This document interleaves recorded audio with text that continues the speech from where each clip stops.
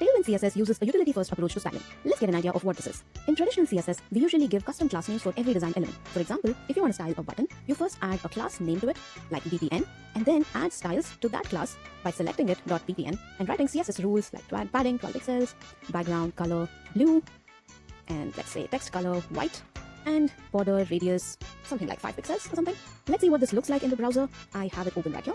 Something like this. While this works, over time your CSS file grows larger with too many custom class names and it becomes harder to manage.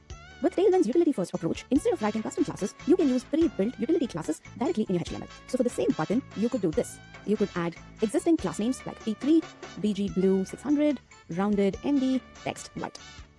And now here's what you get. Let me remove these styles. I have linked the style sheet which Tailwind has generated. We will talk about it in a little while.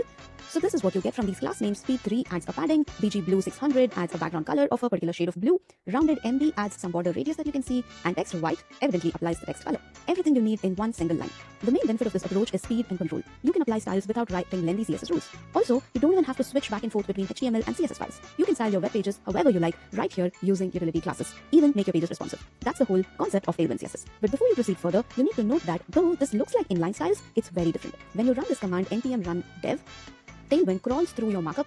It goes through all of the files, searching for the utility classes that are present in anywhere in your HTML files. It could be JavaScript or Blade files, and then it generates an actual style sheet which is located here. We have configured our project such that this output is stored here. In a later chapter in a video, you will see how you can put it wherever you like in your project. So this is the style sheet that is linked to our markup generated by Tailwind CSS. If you look at this, you can see that this is not much different from a traditional CSS style sheet, and therefore it does not change the performance of your website whatsoever. The only thing that changes is the developer experience. Tailwind provides hundreds of utility classes that are quicker to learn compared to CSS syntax. So the next set of chapters are dedicated to getting familiar and practicing all the utility classes that exist. By the end of this course, you'll see just how powerful this utility-first approach is for building responsive and scalable websites.